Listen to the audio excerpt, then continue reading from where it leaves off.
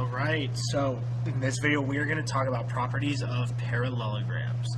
So remember, a parallelogram is a quadrilateral and it has 5 set properties. So the first 2 have to do with its sides. We know that the opposite sides are both congruent and parallel to each other. So I have like segments BC and AD. Those are both parallel to each other and congruent. And then segments AB and CD are both parallel and congruent to each other as well. Okay, so those opposite sides think it's the ones they don't touch, so parallel and congruent. So next up is the angles. So we know that opposite angles are congruent to each other. So think opposite angles are in the diagonal corners. So angles B and D and A and C are going to be congruent.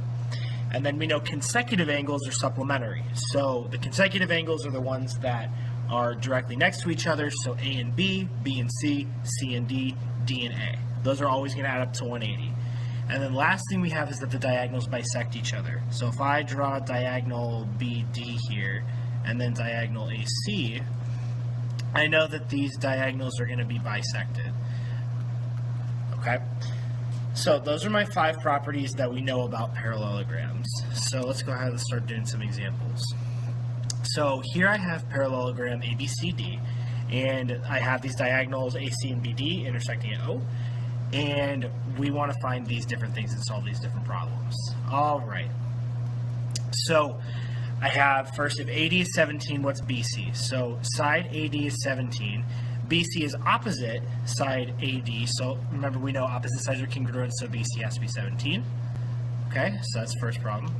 Second one, if AO is 15, if we mark AO as 15, and BO is 18, we want to know what is AC.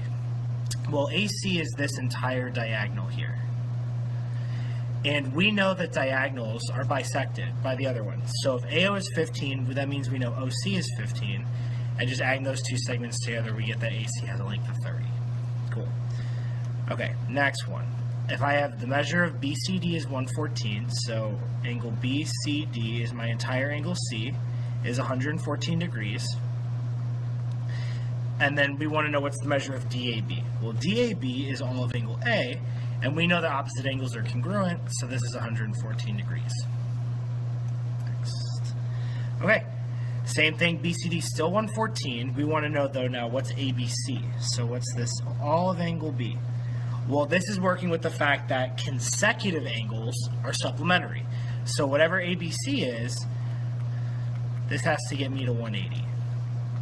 So when you subtract 114 from 180, you get that that is 66. So the measure of ABC in this parallelogram would be 66. Okay? All right, last one. I have BCD still 114.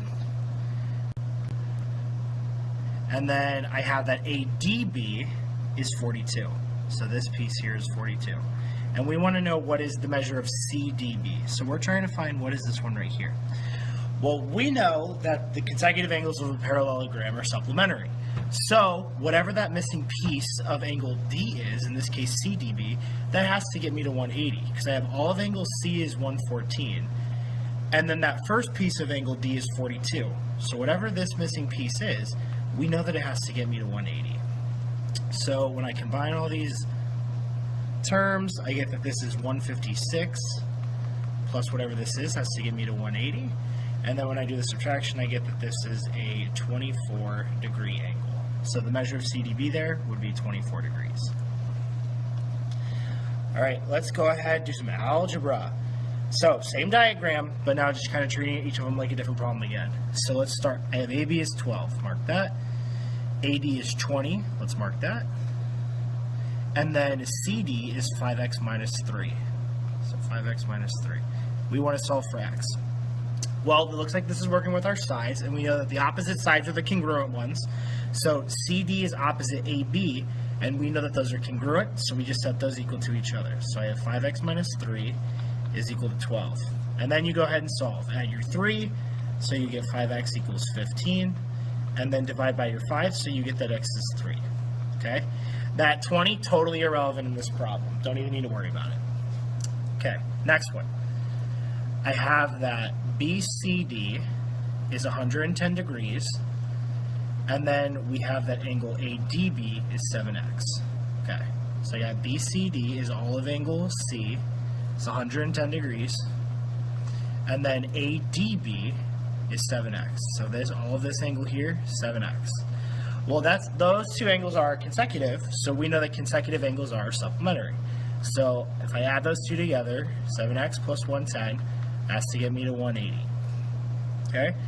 Solving it, subtract the 110, so you get that 7x equals 70. Divide by your 7. Here you would get that x is 10. Okay? Alright, next one. I have the measure of ABC is 8x plus 2. Alright. So ABC is 8x plus 2. And then ADC is 6x plus 10. So that's talking about all of angle B and all of angle D. So we're working with opposite angles. We know that opposite angles are congruent. So we can just set those equal to each other. So I have 8x plus 2 would be equal to 6x plus 10. Okay? Now this is just the algebra. X is to one side, constants to the other. So I'm going to get rid of this 6x. So I have 2x plus 2 is equal to 10. Then I want to subtract that 2, so 2x is 8. And so then I would get that x here is 4. Okay? Alright, last one. Last one, we have AO is 22. I have CO is 7x minus 13. So now we're working with those diagonals. We know that the diagonals of a parallelogram are bisected. So those two pieces have to be congruent, so set them equal. 7x minus 13 equals 22. Add that 13, so 7x is going to be 35.